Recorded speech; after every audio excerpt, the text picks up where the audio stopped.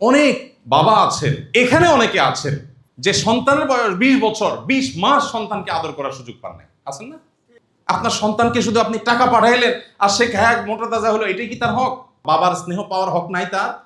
আপনি যদি তাকে স্নেহ করতে না পারেন, সে আপনাকে বার্ধক্যে কিভাবে স্নেহ করবে? সেও আপনাকে টাকা পাঠিয়ে দিবে, বলবে খেয়ে নিও। যে তার বউ আমার কাছে নালিশ করছে, ভাই আপনার ভাইকে বলি দেশে আসতে, সে আসবে না। তার বলি কেন আসবেন না? বলে ভাই কাঁচা টাকা, মাছ তো সবসময় আসে না, যখন ঝাঁকে ঝাঁকে আসে তখন ধরতে হয়। সে আমার বলতেছে। প্রবাসীদের একটা সমস্যা হলো, যা চাবে চোখ বন্ধ করে তা দিতে হবে না। আপনার বাচ্চা যা চাচ্ছে এখন আপনি যদি তা দেন, সারা জীবন কি সে যা চাবে তা পাবে? প্রবাসীরা দেখা যায় একটু অশান্তি শুরু হলে মাথা গরম হয়ে বিসমিল্লাহ বলে আগে তালাক মারবে। খুবই জঘন্য কথা, তালাক বলা যাবে না। অন্য কথা বলেন, তালাক এত ছেলে খেলা না। দুষ্টামি করেও যদি তালাক দেন, তালাক হয়ে যাবে। হালকা রাগ উঠছে দিয়ে দিচ্ছেন, রাগের মাথা তালাক হয় না মনে করে, তালাক কিন্তু হয়ে যাবে। আপনি না জেনে দিচ্ছেন তাও তালাক হয়ে যাবে, খুব ডেঞ্জারাস জিনিস। অন্য সব বলেন, তালাক বলা যাবে, খবরদার। এই একটা কথা আজকে এখান থেকে নিয়ে যান, কখনো বউকে তালাক দিছি দিব এসব কথা মুখ দিয়ে, তালাক শব্দ মুখ দিয়ে উচ্চারণ করবেন না। আসসালামু আলাইকুম ওয়া রাহমাতুল্লাহি ওয়া বারাকাতুহু। আপনারা সবাই ভালো আছেন? ইন্নাল হামদুলিল্লাহ ওয়াসসালাতু ওয়াসসালামু আলা রাসূলিল্লাহ ওয়া বা'দ। প্রিয় প্রবাসী ভাইরা, আল্লাহ রাব্বুল আলামিনের দরবারে লাখো কোটি শুকরিয়া আদায় করছি, কারণ আল্লাহ তাআলা এই চমৎকার একটি আয়োজন আপনাদের মাধ্যমে আমাদেরকে করবার সুযোগ করে দিয়েছেন। আপনাদের সবাইকে বিশেষভাবে ধন্যবাদ জানাচ্ছি। আসুন্নাহ ফাউন্ডেশনের আমন্ত্রণে আপনারা সাড়া দিয়ে এখানে একত্রিত হয়েছেন। আপনাদের জ্ঞাতার্থে জানিয়ে রাখি, প্রবাসীদের জন্য আয়োজিত আমাদের আজকের আয়োজন রেমিটেন্স যোদ্ধাদের গাইডলাইন কর্মশালা 2026। এই আয়োজনে আজকে এখানে উপস্থিত হয়েছেন 54টি জেলা থেকে আগত 46 দেশের প্রবাসী ভাইরা। আলহামদুলিল্লাহ। এখানে আপনারা প্রায় 450 বেশি প্রবাসী উপস্থিত আছেন। আর এই 450 প্রবাসীকে আমরা নির্বাচন করেছি 4600 বেশি আবেদন থেকে। আমাদের কাছে শারীরিকভাবে এই প্রোগ্রামে সরাসরি অংশগ্রহণ করবার জন্য আবেদন এসেছিল 4600 বেশি।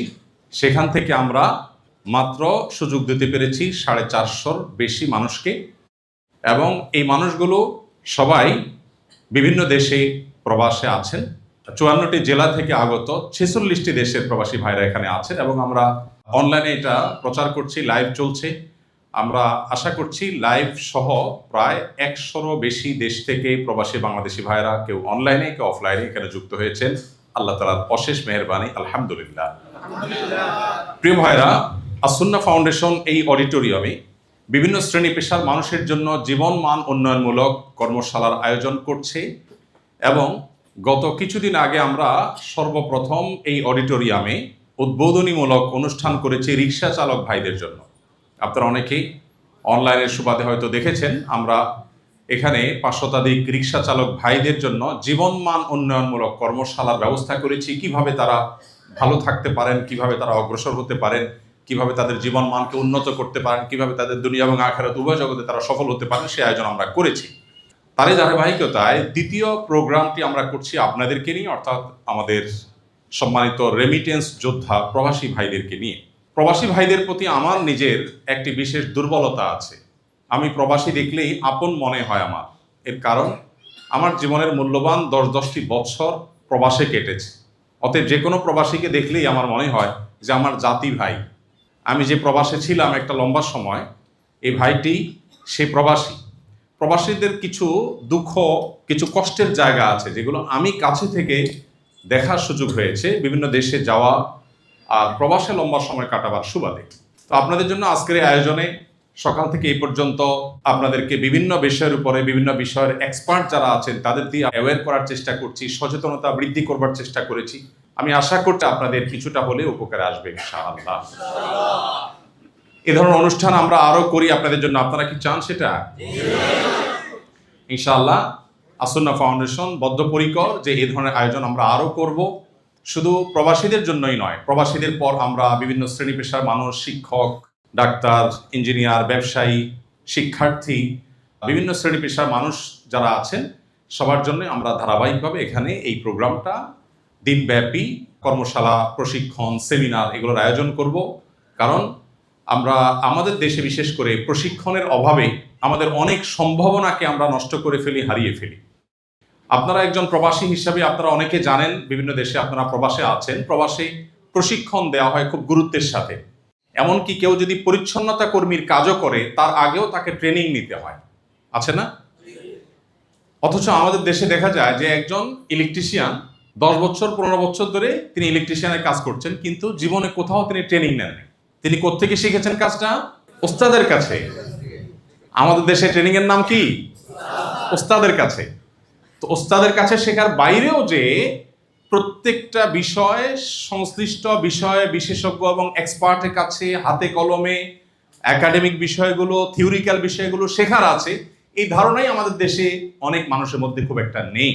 তো As-Sunnah foundation, As-Sunnah skill development ইনস্টিটিউটের মাধ্যমে এবং এই অডিটোরিয়ামে জীবনমান উন্নয়নমূলক এই কর্মশালাগুলোর মাধ্যমে আমরা প্রত্যেকটা শ্রেণীর পেশার মানুষের স্কিল ডেভেলপমেন্ট এবং ট্রেনিং নেওয়া, প্রশিক্ষণ নেওয়া, যে কোনো বিষয়ে থিওরিক্যাল বিষয়গুলো শেখা, জানা এবং সেগুলো বাস্তব জীবনে প্রয়োগ করার ব্যাপারে আমরা গুরুত্ব আরোপ করছি। তারই ধারাবাহিকতা আজকের আয়োজন। তো আবারও আপনাদেরকে ধন্যবাদ জানাচ্ছি। 54টি জেলা থেকে এই কনকনে শীতের মধ্যে আমাদের এই অডিটোরিয়ামে আজকে আপনারা সমবেত হয়েছেন, এটি আমাদের জন্য অনেক বড় একটা আনন্দের কারণ। আল্লাহ তাআলা আপনাদেরকে সর্বোত্তম বিনিময় দান করুন। আজকের এই আয়োজনে যেভাবে আমরা সমবেত হয়েছি, আল্লাহ আমাদের সবাইকে জান্নাতুল ফিরদাউসে একইভাবে সমবেত হওয়ার তৌফিক দান করুন।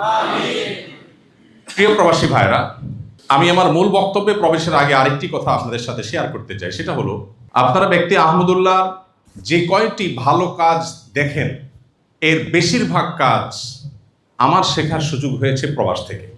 এই কথা আপনাদের সঙ্গে শেয়ার করার উদ্দেশ্য হলো, আপনারা সবাই এখনো প্রবাসে আছেন।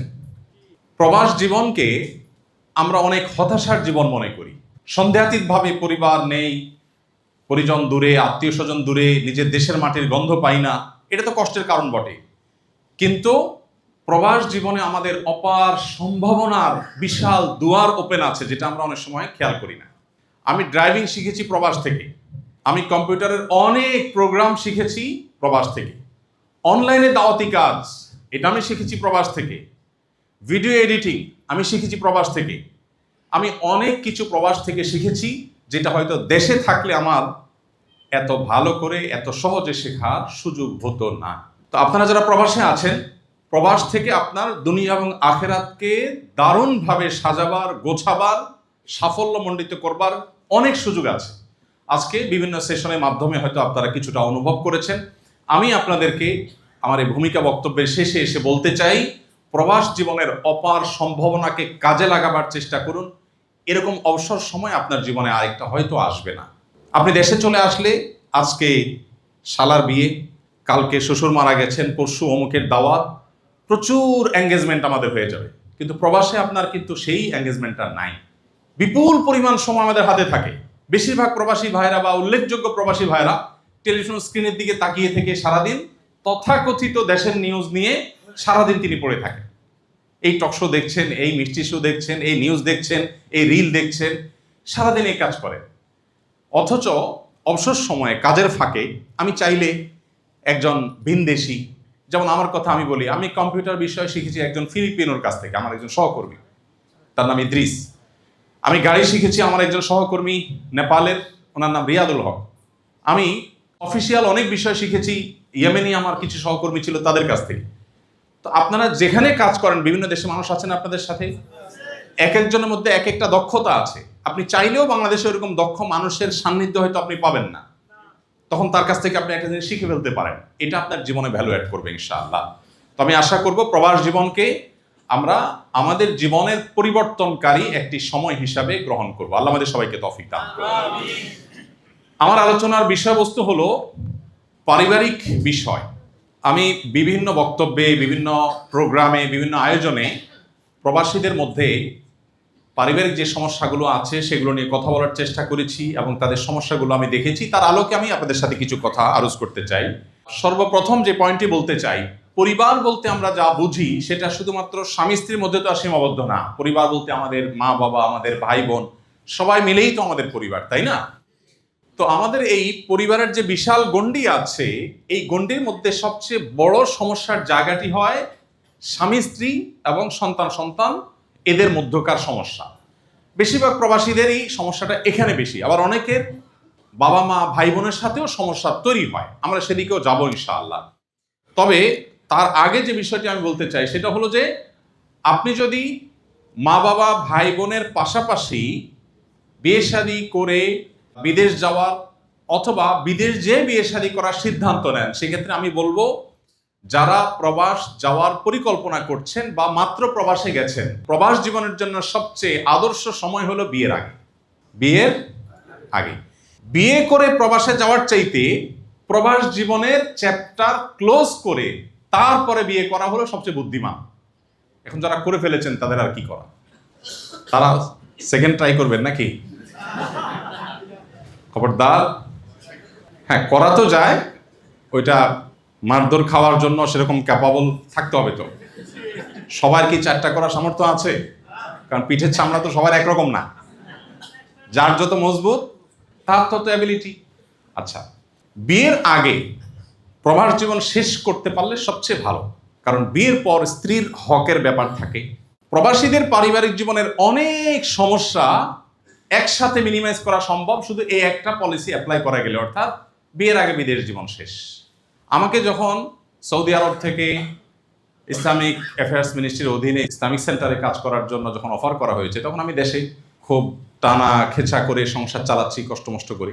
ওই সময় যখন অফার আসলো, বেশ ভালো হ্যান্ডসাম স্যালারির অফার, আরও অনেক অফার, আমি তাদেরকে বলেছি এই অফার আমাকে শোনায় লাভ নাই, আমাকে এইটা বলো ফ্যামিলি নিয়ে থাকতে পারবো কিনা, ইয়েস অর নট। তখন তারা বলছে আইও না, হ্যাঁ অবশ্যই। তো পরে গেলাম, যাওয়ার পরে তখন 2009 সালে তত্ত্বাবধায়ক সরকার আসলো, দেশে যত অকারেন্স করার লোকজন আছে যখন দরপাক শুরু হয়েছে সব যায় সৌদি আরব উঠে যায়, সৌদি আরবে আকাম টাকাম করে ভিসা বন্ধ হয়ে গেছে। আমি গেছি, ভিসাও বন্ধ। তো গেলাম, বলো যে আল্লাহ মালিশ, তোমার ফ্যামিলি তো আর আনা যাবে না। কেন? বাংলাদেশ ভিসা বন্ধ হয়ে গেছে। আমি বললাম খালাস, আমিও মালিশ, তুমি মালিশ আমিও মালিশ। মানে মালিশ মানে সরি, অন্য দেশি ভাইরা বুঝেন না হয়তো। তুমি সরি আমিও সরি, তোমার এখানে আমি থাকতে পারলাম না। 3 মাস পর আমি বললাম যে আমি চলে যাব। তখন তারা বললো কেমন কথা? আমি ফ্যামিলি ছাড়া একদিনও থাকবো না, আমার ফ্যামিলির হক আছে আমার প্রতি, ডাল ভাত খাবো, দেশে থাকবো। যাই হোক, পরে তারা বললো যে ঠিক আছে। পরে আল্লাহ তাআলা বিভিন্নভাবে ব্যবস্থা করেছেন আমার ফ্যামিলি ভিসা। ওকে, ফ্যামিলি ভিসা যখন দিয়েছো 10 বছর থাকবো, 10 বছর ছিলাম, আর ফ্যামিলি ছাড়া আমি 10 দিনও থাকবো না। এই কথা এই জন্য বলা, যারা তরুণ অথবা আপনাদের ছেলেদেরকে অনেকে বিদেশ পাঠাবেন, ছোট ভাইকে বিদেশ পাঠাবেন, বিয়ে শাদী করার আগে বিদেশের পর্ব শেষ করতে পারলে স্ত্রীর অধিকারের ঝামেলা থাকে না, সন্তান লালন পালনের ঝামেলা, অনেক সমস্যা এগুলো থাকে না। এটা সবচেয়ে ভালো হয় যদি এই স্কোপটা থাকে। আর যদি এই স্কোপ না থাকে, তাহলে সেক্ষেত্রে আমরা চেষ্টা করব পরবর্তী অপশনে যাওয়ার। সেটা হলো প্রবাস থেকে কিভাবে আমরা পরিবার পরিচালনা করব। প্রবাস থেকে পরিবার পরিচালনা করার জন্য, পরিবারকে সঠিকভাবে পরিচালনা করবার জন্য আমাদের বেশ কিছু জিনিস লক্ষ্য করা দরকার। সব কিছুর আগে সেটি হলো আমাদের প্রায়োরিটি ঠিক করা দরকার। আমি আমার পরিবারকে দুধে ভাতে রাখার জন্য বিদেশ গিয়েছি, প্রবাসে পাড়ি জমিয়েছি, খুব ভালো কথা। আর এটা ভালো কাজও, কারণ নবী করিম সাল্লাল্লাহু আলাইহি ওয়াসাল্লাম বলেছেন তুমি তোমার স্ত্রীর মুখে যে খাবারটা তুলে দিচ্ছ এটাও কি হয়? সাদাকার সওয়াব হয়। সো আপনি যে বিদেশে গিয়েছেন আপনার পরিবারের একটু সুখের জন্য, এর কারণ আপনি আল্লাহর কাছে কি পাবেন? সওয়াব পাবেন, সাদাকার সওয়াব পাবেন ইনশাআল্লাহ। কিন্তু পরিবার দুধে ভাতে থাকুক, এই চিন্তাটা আমরা যতটা করি তার চাইতে বেশি চিন্তা করা উচিত আমার পরিবার যেন জাহান্নামের আগুন থেকে রক্ষা পেতে পারে। এইটাতে যে লাভটা হবে সেটা হলো আপনি স্বয়ংক্রিয়ভাবে একটা আদর্শ পরিবার পেয়ে যাবেন। যে পরিবারের সদস্যরা আল্লাহর ভয় তাদের অন্তরে লালন করে, যারা জাহান্নাম থেকে বাঁচার জন্য তাগাদা অনুভব করে, সেই পরিবারের সদস্যরা আপনার চোখ জুড়িয়ে দিবে, এতে কোনো সন্দেহ নাই। যেই সন্তান, যেই স্ত্রী আল্লাহকে চিনে, সে স্বামীর হক আদায় করবে না? সে কি স্বামীর কোনো হক নষ্ট করবে? যেই সন্তান আল্লাহ এবং তার রাসূলের পরিচয় পেয়ে গেছে, সে কি বাবা মার নির্দেশের বাইরে যাবে? যাবে না।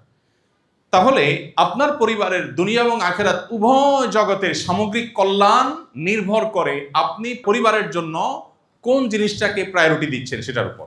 আপনার কাছে পরিবারের দুধে ভাতে থাকাটা বেশি গুরুত্বপূর্ণ, নাকি তাদের ঈমান আমলে থাকাটা বেশি গুরুত্বপূর্ণ? দুধে ভাতে থাকাটা আমাদের টার্গেট হবে, আমরা চাইবো তারা ভালো থাকুক, ভালো খাক, কিন্তু সেটা আমার কাছে যতটা গুরুত্বপূর্ণ তার চাইতে বেশি গুরুত্বপূর্ণ হতে হবে কি? ঈমান আমল। আল্লাহ রাব্বুল আলামিন কোরআনে কারিমে বলেছেন, ইয়া আইয়ুহাল্লাযীনা আমানু কু আনফুসাকুম ওয়া আহলিকুম নারা, হে ঈমানদারেরা, তোমরা নিজেদেরকে এবং তোমাদের পরিবারকে জাহান্নামের আগুন থেকে রক্ষা করো। দুনিয়া কয়দিনের? দেখতে দেখতে শেষ হয়ে যায়, তাই না? অনন্ত অসীমকালের জান্নাতে আমাদের একসাথে থাকতে হলে তার জন্য প্ল্যান করতে হবে, সঠিক প্ল্যান। এই প্ল্যানের অংশ হিসেবে আমাদেরকে অনেক কাজ করতে হবে। এর ভিতরে সবচেয়ে বড় কাজটা হলো, আপনি একজন, যারা বিবাহ এখনো করেন নাই, তারা একজন জীবন সঙ্গিনী খুঁজবেন এমন যিনি আল্লাহ ভীরু, যিনি মুত্তাকি। এখন মুত্তাকি কিন্তু বোরকা পড়লে হয়ে যায় না, মুত্তাকি কিন্তু শুধু নামাজ পড়লে হয়ে যায় না। ঠিক যেমন অনেক ছেলে আছে, দাঁড়িয়ে আছে, মাশাআল্লাহ, পাঞ্জাবি আছে, কিন্তু আবার 2 নম্বরিও করে, আছে না নেই? ঠিক একইভাবে একজন মেয়ে লেবাস পোশাক পরলেই মুত্তাকি হয়ে যায় না। একজন ছেলে হোক আর মেয়ে হোক, মুত্তাকির সবচেয়ে বড় বৈশিষ্ট্যের বিষয় হলো তিনি আল্লাহর কাছে নিজেকে পরিপূর্ণভাবে সমর্পণ করেছেন কিনা, সারেন্ডার করেছেন কিনা। এটা যদি কেউ করতে পারেন তিনি মুত্তাকি। এখন এটা বুঝবেন কিভাবে? এটা জটিল, এটা আরেক আলোচনা, বিবাহ কেন্দ্রিক আলোচনা। আমি শুধু এইটুকু বলতে চাই, যারা বিবাহ করেননি অথবা ছোট ভাই ব্রাদার ছেলে মেয়ে বিয়ে করাবেন তাদের জন্য বলছি, জীবন সঙ্গী সঙ্গিনী বা পাত্র পাত্রী নির্বাচনের ক্ষেত্রে তারা দিনদার কিনা এটা নিরূপণ করবার জন্য তাদের সবচেয়ে যে বিষয়টি গুরুত্বপূর্ণ যেটা দেখতে হয় সেটা হলো যে তারা আল্লাহর কাছে কতটা নিজেকে সঁপে দিয়েছেন। কোরআন হাদিস শুনছেন, আর কোনো কথা নেই, আল্লাহ বলেছেন, আচ্ছা তাহলে আর কোনো কথা নেই, কোরআনে আছে, হাদিসে আছে, আচ্ছা তাহলে আমার আর কোনো সে নেই। এই সমর্পণ করার মানসিকতা থাকলে সে হলো আসলে মুত্তাকি। আর মেয়েদের ক্ষেত্রে সবচেয়ে বড় বৈশিষ্ট্য হলো অল্পে তুষ্ট থাকা, আলহামদুলিল্লাহ বলতে পারা, চাহিদা না থাকা, যে আমি ডিমান্ড না, অন্য মেয়েদের সাথে আমি কম্পেয়ার করব না, এটা হলো তাদের সবচেয়ে ভালো গুণ। আর ছেলেদের ক্ষেত্রেও, পাত্র নির্বাচনের ক্ষেত্রেও, যেহেতু এখানে আপনারা সবাই ছেলে, অতএব আপনাদের জন্য মেয়েদের কথাটা বেশি করে বলা, ছেলেদের ক্ষেত্রেও এরকম মুত্তাকির বিভিন্ন প্যারামিটার আছে যেগুলো দেখে আমরা আসলে ভালো মানুষ নির্বাচন করব। এর মধ্যে একটা হলো যে সে আসলে হালাল হারাম কতটা মেনটেন করে এবং কাদের সাথে উঠা বসা করে। এই কথাটা সবার জন্য প্রযোজ্য, ছেলে মেয়ে সবার জন্য। বন্ধু সার্কেল দেখে বোঝা যায় সে আসলে মানুষটা কেমন, অনুমান করা যায়। এই জন্য পাত্রপাত্রী শুধুমাত্র চেহারা ছবি, শুধুমাত্র পয়সা আলা কিনা, শুধুমাত্র নামি খানদানি কিনা, শুধুমাত্র লেবাস পোশাক আছে কিনা, এগুলো না দেখে তার লাইফস্টাইল, সে যাদের সাথে চলাফেরা করে সে কতটা সহনশীল, সে কতটা ধৈর্যশীল, তার ভিতরে কতটা তুষ্টি আছে, তার ভিতরে খবর কতটা আছে, এই জিনিসগুলো বেশি গুরুত্বপূর্ণ। যাই হোক, সেটা বিবাহ কেন্দ্রিক আলোচনা। তো পরিবার তারা যদি মুত্তাকি হোক এটা আপনি চান, তাহলে আপনাকে অনেকগুলো স্টেপ অবলম্বন করতে হবে, অনেকগুলো পদক্ষেপ নিতে হবে, যেগুলো নিলে আপনার পরিবার মুত্তাকি হয়ে উঠবে ইনশাআল্লাহ। এক্ষেত্রে আরেকটা হাদিস উল্লেখ করতে পারি, এখানে আছে, নবী করিম সাল্লাল্লাহু আলাইহি সাল্লাম বলেছেন, আলা কুল্লুকুম রাইন ওয়া কুল্লুকুম মাসউলুন আন রাইয়াতিহি, তোমাদের সবাই দায়িত্বশীল এবং সবাই যার যার দায়িত্ব সম্পর্কে জিজ্ঞাসিত হবে। অতএব আমরা সবাই পরিবারের দায়িত্বশীল, প্রত্যেকটা মানুষ পরিবারের দায়িত্বশীল। এই হাদিসের শেষ অংশে আছে, নবী করিম সাল্লাল্লাহু আলাইহি সাল্লাম বলেছেন, একজন পুরুষ তার পরিবারের সদস্যদের সবার ব্যাপারে তিনি দায়িত্বশীল। কিয়ামতের ময়দানে এদের ব্যাপারে জিজ্ঞাসাবাদের মুখোমুখি হবে। তার স্ত্রী নামাজ পড়েছেন কিনা, সন্তানটা আল্লাহকে চিনেছেন কিনা, আল্লাহর কাছে জবাবদিহি তাকে করতে হবে। এই জন্য আমরা কি করব? পরিবারকে দিনদার করার জন্য, তাদেরকে আল্লাহমুখী করার জন্য, তাদেরকে আদর্শ পরিবার করার হিসাবে গড়ে তোলার জন্য আমরা কি করব? প্রথমত, নিজের এবং সঙ্গীর চরিত্র হেফাজতের গুরুত্ব দেওয়া। আপনার সাথে আপনার স্ত্রীর বোঝাপড়াটা পরিষ্কার হতে হবে। আপনার ইমো, আপনার হোয়াটসঅ্যাপ, আপনার মেসেঞ্জার আপনার স্ত্রী যে কোনো মুহূর্তে দেখতে পারে, এই সৎসাহস আপনার আছে কিনা। আপনার ফেসবুক নিউজ ফিড সে ঘাঁটতে পারে সব সময়, এই সৎসাহস আপনার আছে কিনা, এটা গুরুত্বপূর্ণ। একই কথা স্ত্রীর বেলায়ও প্রযোজ্য। যদি এই সৎসাহস থাকে এবং এই জায়গাটা পরিষ্কার থাকে, তাহলে কিছুটা আপনি আল্লাহর শুকর আদায় করার জায়গায় আপনি আছেন। এখন ঘরে ঘরে দেখা যায় যে সবাই সবার থেকে লুকালুকি করে, আছে না? এই লুকালুকি করার মানে হলো আপনি সঠিক জায়গায় পুরোপুরি এখনো নাই। অনেক ছেলে আছে যাদের মোবাইল হাতে নিয়ে ফেসবুক স্ক্রল করলে বোঝা যায় সে কি দেখে, বোঝা যায় না? কারণ যেগুলো দেখে ওইগুলোই তো আসে, তাই না? অনেক মা বাপ আছেন, শুধু প্রবাসী না, আমরা যারা দেশে আছি, একটা কমন রোগের কথা বলি, সেটা হলো আমরা সবাই চাই আমি সারাদিন মোবাইল টিপবো, আমার বাচ্চারা যেন মোবাইল না টিপে। আছে না নাই? আমি সারাদিন মোবাইলে পরনারী দেখব, ফিল্ম দেখব, রিলে মেয়েদের দেখব, ডান্স দেখব, হারাম জিনিসপত্র দেখব, বাট আমার বউটা হবে কাবে আবশ্রী। উনি কিছু দেখতে পারবে না। উনি একজন পুরুষের সাথে যদি মিষ্টি মিষ্টি গলায় কথা বলে, একটু উল্টাপাল্টা টাইপ আলোচনা করে, অথবা পুরুষের সাথে খুব সখ্যতা হয়, আমার চান্দিতে আগুন ধরে যাবে। বাট আমি কিন্তু ঠান্ডা মাথায় সারাদিন ফেসবুকে কি করব? একের পর এক হারাম জিনিস দেখবো এবং স্ক্রল করব। এই রূপটা আমাদের মধ্যে আছে না নাই? মনে রাখবেন, পরিবারের কথা এখন রাখেন সাইডে। আপনি নিজে যদি আল্লাহওয়ালা না হন, আপনি নিজে যদি সৎ না হন, আপনার ছেলে মেয়ে এমন কোন ট্যাবলেট পৃথিবীতে আবিষ্কার হয় না যে ট্যাবলেট খাওয়াই দিয়ে সে ফেরেশতা হয়ে যাবে। আমি কি বোঝাতে পেরেছি? এই জন্য ভাইরা, আমাদের সিদ্ধান্ত নিতে হবে। জীবনটা খুবই সংক্ষিপ্ত। দেশে থাকেন আর প্রবাসে থাকেন, জীবন কিন্তু আস্তে আস্তে বরফের মতো গলে শেষ হয়ে যাবে। অতএব আমি আল্লাহর কাছে নিজেকে সমর্পণ করব, আমার নিজেকে নিয়ন্ত্রণ করব। আমি হারাম কোনো কিছুর সাথে সংশ্লেষ রাখবো না, হারাম জিনিস দেখবো না। এটা সিদ্ধান্তের ব্যাপার।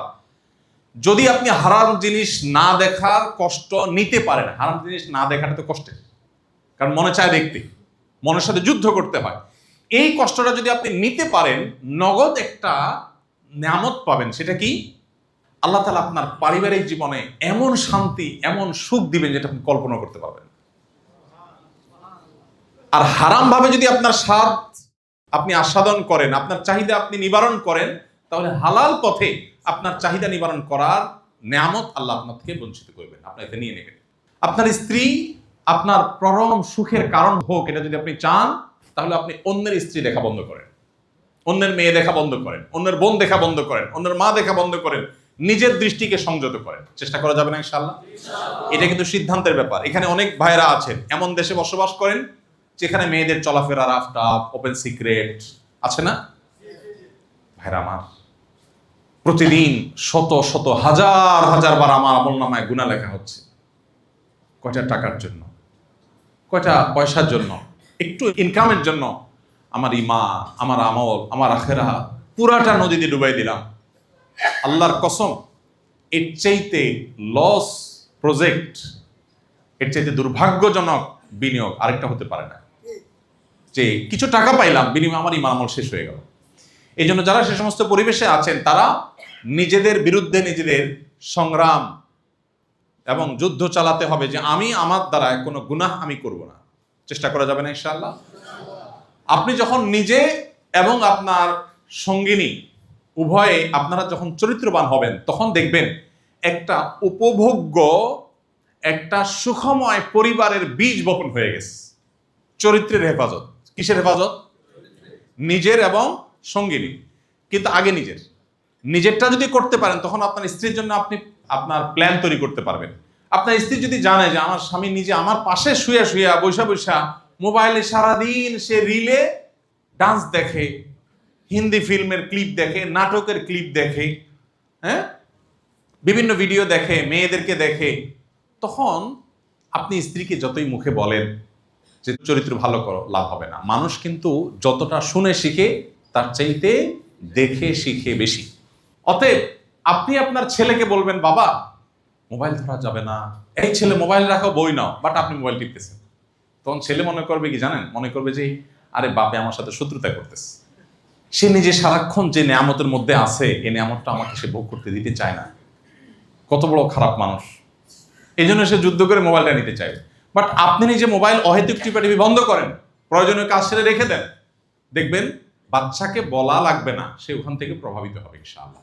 এই জন্য সবকিছুর আগে হলো নিজের এবং সঙ্গীর চরিত্রকে হেফাজত করা। বহু প্রবাসী ভাইরা আছে চরিত্র নানাভাবে নষ্ট করে ফেলেছেন, এবং সবচেয়ে বড় ভূমিকা এই মোবাইল ফোনের, স্মার্টফোনের অপব্যবহার।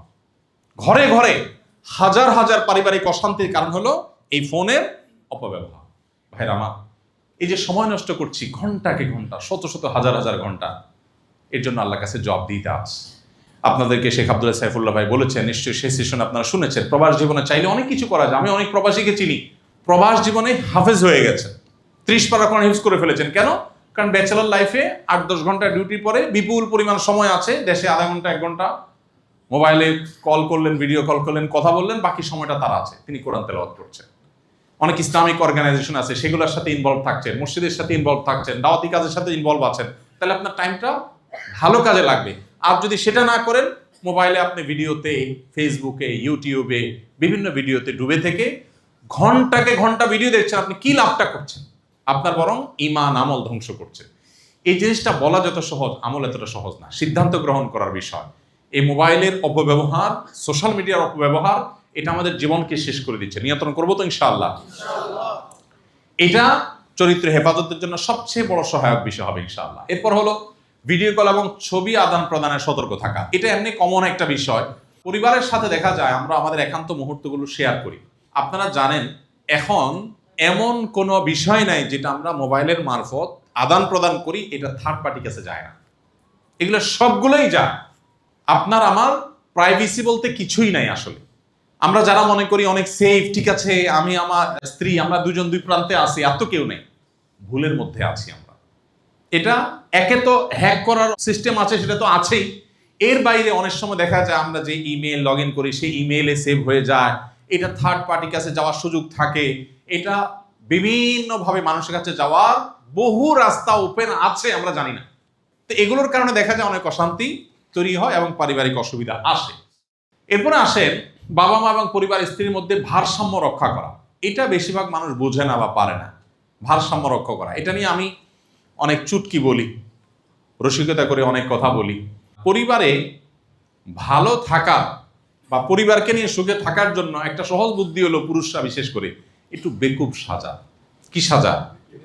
বেকুব সাজা। বেকুব সাজার মানে কি? মানে হলো সব প্রবাসীদের, আপনাদের ইল্লা মাশাআল্লাহ হাতে গোনা কিছু মানুষ বাদে প্রায় সবারই কমন কিছু অভিযোগ আছে। এর ভিতরে একটা হলো যে ভাই কি করব, পাটা আর পুতা এই দুইটার ঘষা ঘষিয়ে আমি মরিচের অবস্থা শেষ। বউ বলে তোমার মা এই করেছে, সেই করেছে, হান করেছে, তান করেছে, আর মা বলে তুই জানোস বিদেশে থাকস, তোর বউ কি করে, এটা বলছে, ওইটা করছে। এখন মা বলে বউয়ের বিরুদ্ধে, বউ বলে মায়ের বিরুদ্ধে। আবার একইভাবে বোন ভার্সেস বউ। এই যে ঘষাঘষি, এই ঘষাঘষিতে বিদেশে বসে অনেকে দেন দরবার করে। অনেক প্রবাসীরা আমি দেখছি ওখানে বসে দরবার করে। ভাই বিদেশে বসে ফোনে দরবার করে এগুলোর সমাধান হয় না, আরো সমস্যা বাড়ায়। তাহলে কি করবেন? কিছু কাজ তো করবেনই, তবে এর মধ্যে একটা আইটেম হলো মাস্ট, সেটা হলো বেকুবের অভিনয় করতে হবে। কিরকম বেকুবের অভিনয়? ধরেন, মানে একটু সহজ সরল হওয়ার অভিনয় আর কি। ধরেন আপনার স্ত্রী মায়ের বিরুদ্ধে যখন অভিযোগ করবে, তখন স্ত্রী বলবা আহা আমার মা এটা বলছে, সত্যি বলছে, সত্যি মানে মিথ্যা বলছি। তখন যদি আপনি বলেন যে দেখো কোরআন হাদিসে মা বাবার কিছু বলা জানা নিষেধ আছে, জন্মদাতা তারা, এটা যদি আজকে না হইতো, মা না হয়ে আজকে কেউ হইতো, তো তুমি দেখতে আজকে পারলাম না, আমি মা হয়েছে এই জন্য। আপনি বললেন যে স্ত্রী হিসাবে তোমার জন্য তো আমি জীবন দিয়ে ফেলতাম, এখন মা তো কিছু করতে পারতেছি না। তখন স্ত্রী বলবে যে আমার স্বামীটা আসলে মানুষটা ভালো, আমাকে মহব্বতে সে আকর্ষণ, বাট একটু বেকুব, কি করবে বুঝে উঠতে পারতেছে না। আবার একই অভিনয় আপনি যদি মায়ের সাথে করেন, মা যখন বলবে এই তোর বউ এটা করছে ওইটা করছে, তখন মারা যদি বলেন যে মা আল্লাহ রসুল কোনোদিন বউদের গায়ে হাত তোলে নেই, যদি অনুমতি দিতেন সকাল বিকাল আশ্রয়তাম। মারে বলার সময় তার বউ শুনতেছে না। আর এটা মীমাংসার খাতিরে, ঝগড়া মীমাংসা খাতিরে এতটুকু কৌশল, চালাকি, মিথ্যা জায়েজ আছে। মিথ্যা একটা ক্ষেত্রে জায়েজ, সেটা কোনটা? মীমাংসা। হ্যাঁ, মীমাংসার ক্ষেত্রে কিন্তু মিথ্যা জায়েজ। এখন এইরকম মিথ্যা, মিথ্যা আবার সব মিথ্যা না, যেটা বললে মীমাংসা হবে। এখন মা যদি শুনে যে ছেলে বলতেছে মা আজকে বউ না হইয়া কেউ হইতো, রসুল বউ পিটান নাই কোনোদিন, যদি পিটাইতেন বা অনুমতি দিতেন তো আজকে দেখতেন আপনি তুফান ছুটে ফেলাতেন, কি আপনার সাথে এটা বলছে। তখন মাও বলবে কি পোলাটা আমার ভালো, আমার মহব্বত ঠিকই করে, বাট একটু বেকুব, বুঝে না কি করবে। মা এবং বউ দুজন কথা শুনে ফেলছে, ভাই এই বুদ্ধি মহিলারা শুনে গেছে, ধরে ফেলবে, ঠিক আছে যে তুমি মৌলবীতে শিখে আসছো, এই তো অভিনয় করতেছো, তো আরেকটা অ্যাপ্লাই করবেন, আমি কি সব শিখে দিব নাকি? আমি একটা ধরাই দিলাম, বাকিগুলো আপনাকে আবিষ্কার করতে হবে। আচ্ছা না, এটা কিন্তু সিরিয়াস ইস্যু। অনেকে করে কি, মায়ের হইয়া বইয়ের কাছে যায়, তুমি কি বললো আমার মারে, এত বড় সাহস তোমার। এবার ওখান থেকে এক দৌড়ানি গায়, তোমার মায়ের একজনের কথা শুনে বলছো, উনি কি বলছো তুমি জানো? এবার মায়ের কথাগুলো শোনা পরে মারে বলে, মা তুমি এগুলো বলছো? দৌড়ানি বইয়ের কাছেও খায়, মায়ের কাছেও খায়। এরপরে যা বলে সে হতাশ। এগুলো শুধু বেশিরভাগ ক্ষেত্রে বুদ্ধির অভাবে। তবে হ্যাঁ, পরিবার থেকে দীর্ঘদিন যখন দূরে থাকবেন এই সমস্যাগুলো হবেই হবে। অনেক প্রবাসী আছে যাদের জীবনের চাহিদার কোনো শেষ নেই। আমি যখন প্রবাসী ছিলাম আমার সাথে অনেক লোকজন ছিল, দেশ থেকে যখন যায়, বিশেষ করে মিডল ইস্টে বা ইউরোপে যারা যেখানে আছেন, দেশ থেকে যখন প্রথম যায় ছুটির পর, যাওয়ার সময় কান্নাকাটি, মন খারাপ, বউটারে রেখে যাচ্ছি, বাচ্চাটার জন্য কলিজা পড়তেছে, এয়ারপোর্টে যাওয়ার সময় চোখের পানি, সব অবস্থা খারাপ। যাওয়ার সময় বাচ্চারা মুছতে মুছতে বলে বউরে, শেষ, এইবার শেষ, আর আসবো না, এই ভিসাটা শেষ করি, আর বিদেশ ভাল লাগে না, ডাল খাই ভাত খাই, দেশে থাকবো। ওখানে যাওয়ার পরে যখন খেপসার গ্রান পায়, রিয়াল, ডলার, ইউরো, কসকসা, তখন আস্তে আস্তে আবার মানসিকতা চেঞ্জ হয়ে যায়। এরপর আর আসে না। আমি এরকম বহু লোক দেখছি যে শুধু মরণটা বাকি রয়েছে, বাকিটা শুধু মরার জন্য দেশে এসে মরবে, এইটা শুধু বাকি রাখছে, আর সব বিদেশ শেষ। ভাইরা আমার, দুনিয়ার চাহিদার কোনো শেষ নেই। আপনি প্রবাসে থাকেন, কিন্তু একটা টার্গেট থাকতে হবে। আমি 10 বছর কাটানোর পর যখন আমি প্রবাস থেকে চলে আসি, আমার এই পেশায় যারা আছেন, আরো আলেমরা আছেন না সারা দেশে, তখন আমার অনেক সহকর্মীরা বলছে, পাগল নাকি, এত ফ্যাসিলিটিস, এত সুযোগ সুবিধা রেখে দেশে আসতে, দেশে এসে কি করবো, কিছু যায় না, একরকম অন্ধকার। আল্লাহর উপর ভরসা করে চলে আসলাম। ভাইরা আমার, অনেকে বছরকে বছর পরিবারের হক নষ্ট করে, অনেক বাবা আছেন, এখানে অনেকে আছেন যে সন্তানের বয়স 20 বছর, 20 মাস সন্তানকে আদর করার সুযোগ পান নাই, আছেন না? আপনার সন্তানকে শুধু আপনি টাকা পাঠাইলেন আর সে খায় মোটা তাজা হলো, এটাই কি তার হক? বাবার স্নেহ পাওয়ার হক নাই তার? আপনি যদি তাকে স্নেহ করতে না পারেন, সে আপনাকে বার্ধক্যে কিভাবে স্নেহ করবে? সেও আপনাকে টাকা পাঠিয়ে দিবে, বলবে খেয়ে নিও, কারণ আপনি বিদেশ থেকে টাকা পাঠিয়ে দিয়েছেন, খেয়ে নে। তো সে বুড়াকালে সেও কি করবে? টাকা পাঠিয়ে দিবে, খেয়ে নাও। কিন্তু আপনি যখন অনুভব করবেন টাকাটাই সবকিছু না, সন্তানের ভালোবাসাটা দরকার হয়। অনেক প্রবাসী আছেন 20 বছর 25 বছর প্রবাসে কাটিয়েছেন, স্ত্রীকে 6 মাসের জন্য সময় দিতে পারেননি। খুবই দুর্ভাগ্যজনক বাস্তবতা। আপনি বলবেন ভাই দেনা শোধ করতে পারে না, এটা না এটা না। কিছু লোক আছেন অনেক ক্রাইসিসে আছেন, তবে বেশিরভাগ মানুষের হলো লোভ এবং দুনিয়ার চাহিদার কোনো শেষ নাই। আমি এমন প্রবাসীও চিনি যে তার বউ আমার কাছে নালিশ করছে, ভাই আপনার ভাইকে বলি দেশে আসতে, সে আসবে না। তার বলি কেন আসবেন না? বলে ভাই কাঁচা টাকা, মাছ তো সবসময় আসে না, যখন যাকে যাকে আসে তখন ধরতে হয়। সে আমারে বলতেছে মাছ তো সবসময় আসে না, যখন আসে মাছ দেখলে জাল নামারে কেমনে যায় মানুষ, আমার তো মাছ আসতেছে। তাই বললাম মাছ কি করবেন? মাছ খাওয়ার জন্য চুলা লাগবে না, রান্না লাগবে না, পাতিল লাগবে না, শুধু মাছ ধরলেই হবে। আরে ভাই সারা জীবন কামাই করবেন, ভোগটা কখন করবেন? ফ্যামিলির সাথে না থাকলে ভোগটা পূর্ণাঙ্গতা পায়। এই জন্য বলছি, ফ্যামিলিকে ছাড়া বিদেশ করলে এর জন্য একটা পরিকল্পনা আপনার থাকতে হবে। আমি এত বছর এই টার্গেট পূরণ করবো ইনশাল্লাহ, এরপর আর করবো না। প্রথম যায় বলে কি মায়া মায়া, প্রথম নতুন, একদম নতুন যখন যায়, প্রথম কয়েক মাস দেখি মন টন খারাপ, কি হয়েছে ভাই? ভাই নতুন আসছি তো ভালো লাগে না, যাক আসছি যেহেতু বিচার ইসা দেনা টানা করে ভিসা নিছি, তো ভিসার টাকাটা শোধ করলে ভাই আমি আর থাকবো না। ভিসার টাকাটা শোধ হয়ে গেলে এরপরে কি ভাই আপনি না চলে যাওয়া গেলেন না যে? ভাই ওই যে ঘরটা তো করতে পারি না, একটু ঘরটা ধরবো একটু। আচ্ছা ঘর করলেন, ঘর করলো, হ্যাঁ ভাই ঘর তো হয়ে গেছে। এবার বলে ভাই ওই যে বাজার একটা দোকান না নিলে দেশে যায় কি করে খাবো, একটা দোকান নেওয়ার চিন্তা করতেছি, বাজার একটা জমি রাখার চেষ্টা করতেছি। এরপরে ওইটা রাখছে, হ্যাঁ ভাই এরপর ভাই একটু ঢাকায় একটা ফ্ল্যাটে শেয়ারে বুকিং দিয়ে ফেলছি ভাই, এখন কি করবো? তো এরপরে বলে ভাই ওই যে ছোট ভাইটারে আনতে হবে, তো